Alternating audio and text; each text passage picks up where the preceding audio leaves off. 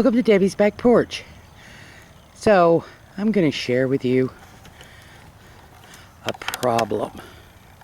And yes, there's a problem that all gardeners and farmers have in common.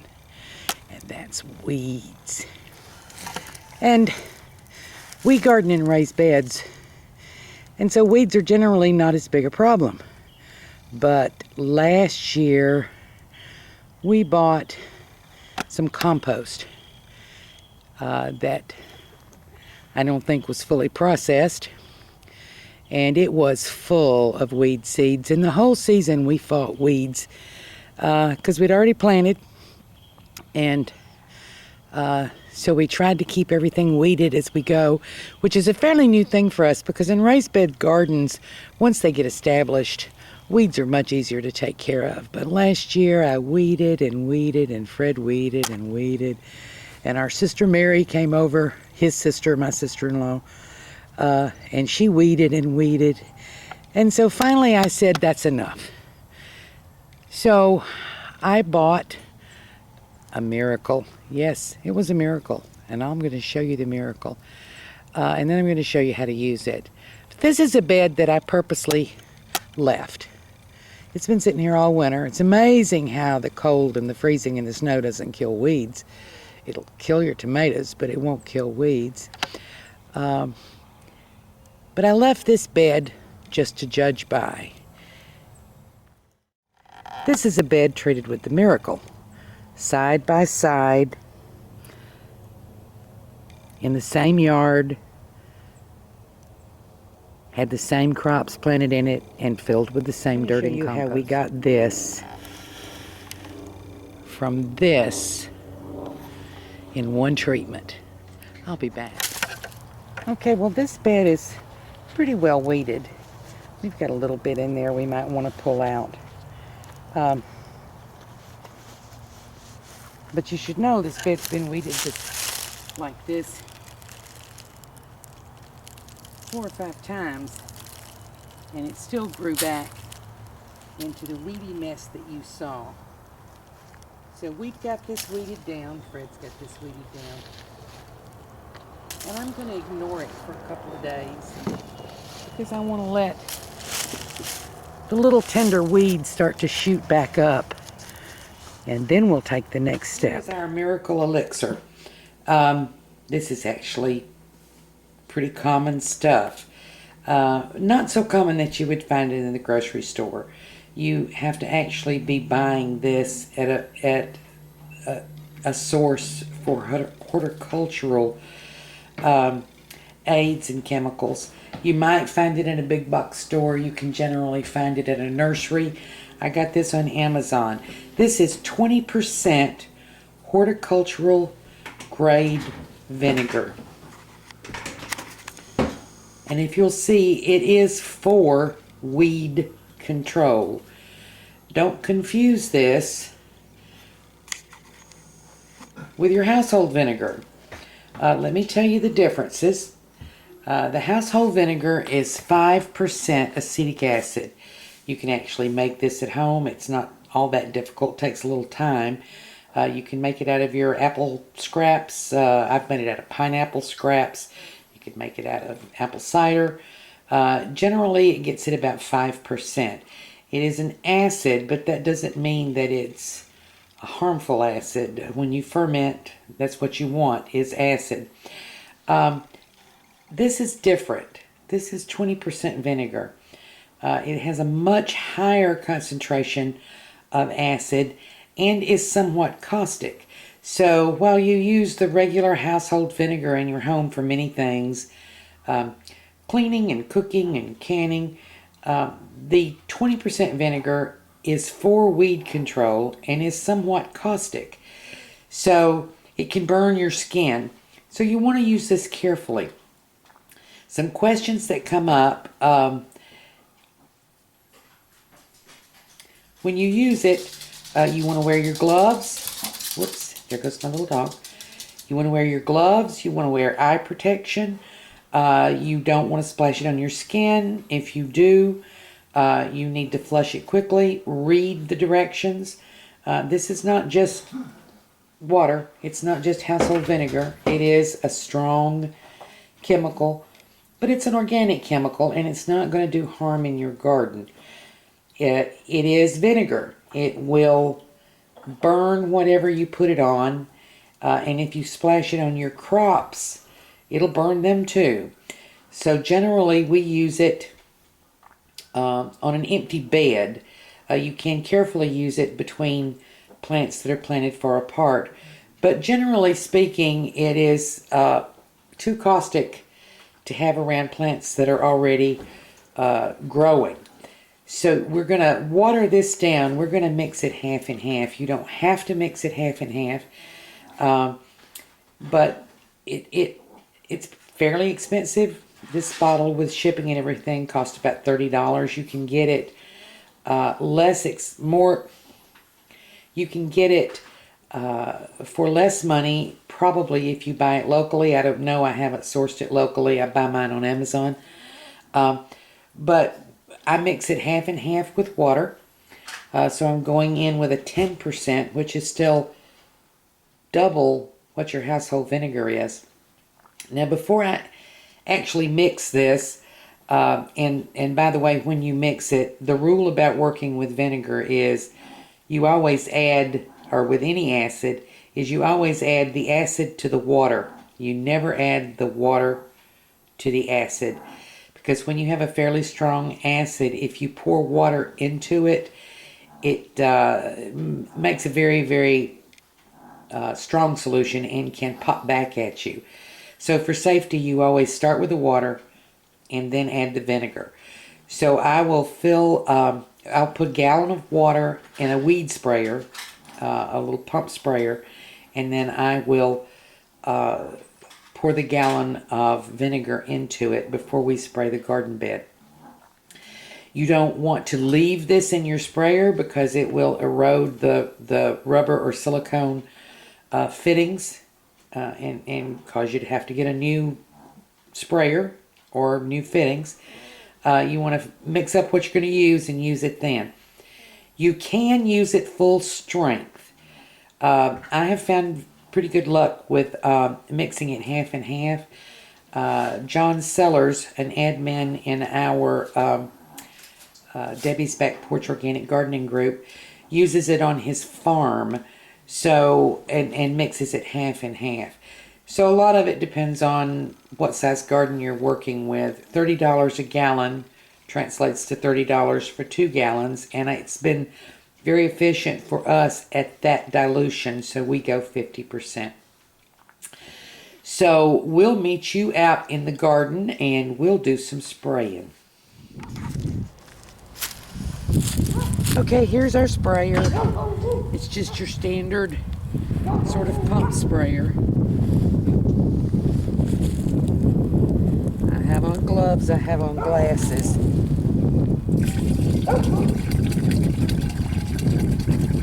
That was a gallon approximately of water.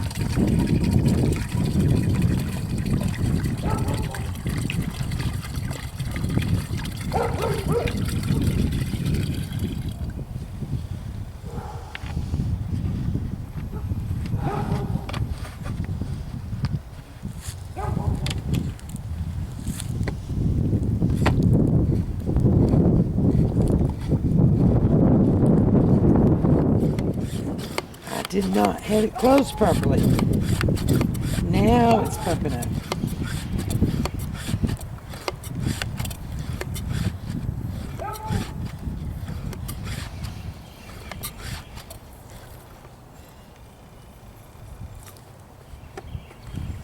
Okay, so you saw us weed this bed.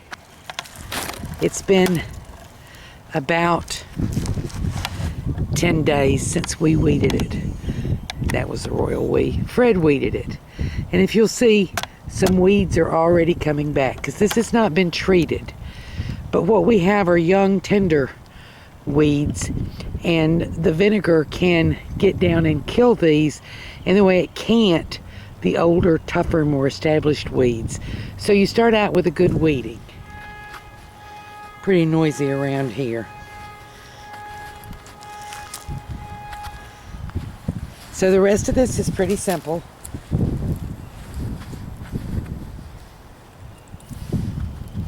You just want to do a good heavy spray.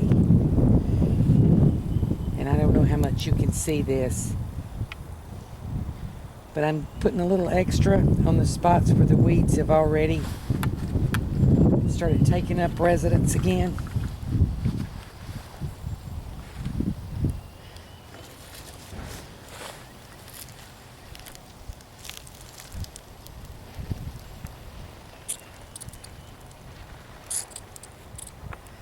But I'm going to spray the places where I don't actually see any weeds.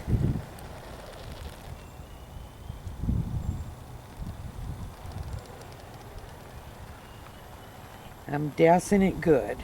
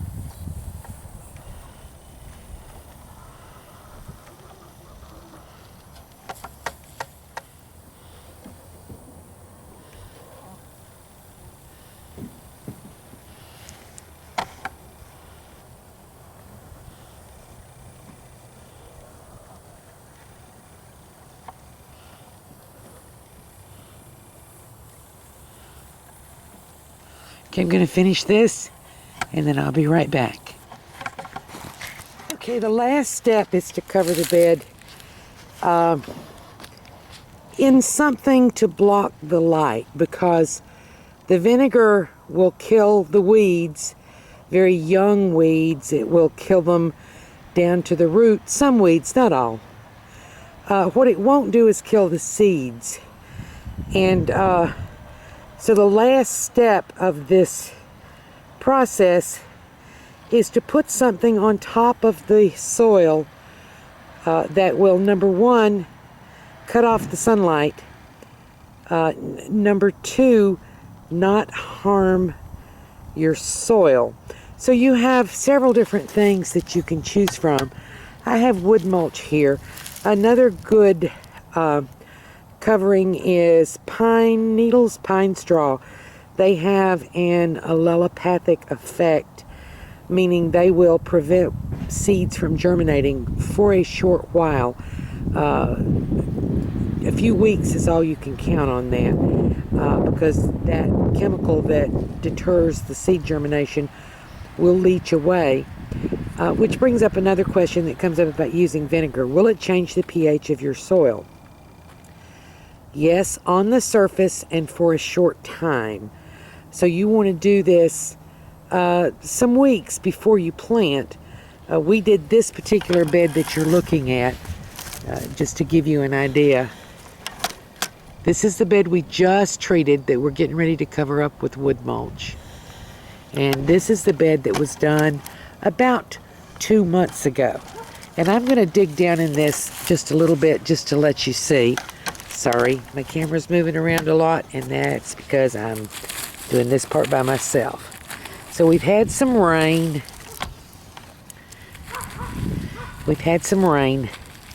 So it's nice and moist in here.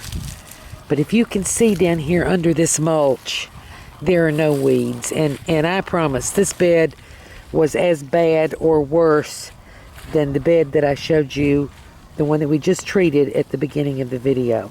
If you see this soil down in here, this is just perfect for planting. So how do you choose what you use for a mulch? I don't use the pine straw on any beds that I'm going to plant from seed. I will plant either tomato plants or pepper plants in this. And when I get ready to plant, I'll do what I just did. I will move the mulch out of the way. I will dig the hole there for planting the plants, and then I will cover them up.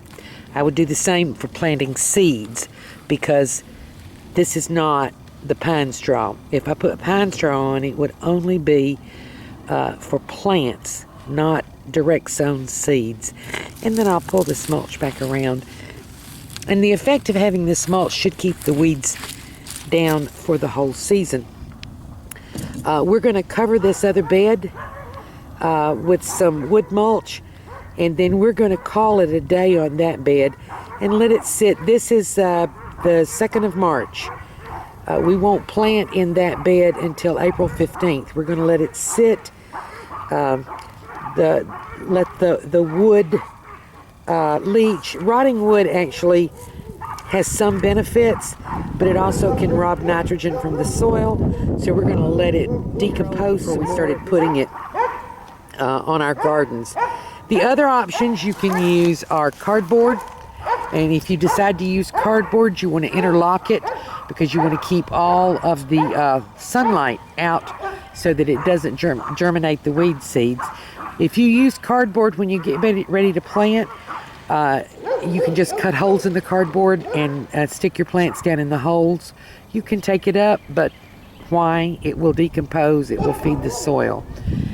You can also use chopped leaves. When I'm trying to get rid of weeds, I don't use chopped leaves, because they very well could have weed seeds in it. Because if you've seen our garden spot, it's very weedy except for the beds. So you can use any kind of organic matter. You can use a black plastic. You'd want to take that up in order to prevent germination of the seeds, but you don't want to take that up before you plant. But that's why we use wood mulch and pine straw, because you don't have to take it up. It just stays. It becomes part of your soil. It adds nutrients. It feeds the soil, and it feeds your crops. And with the benefit of not having weeds suck the nutrients out of the soil now, we ought to have a really good year in these beds that we're treating. So we'll get this one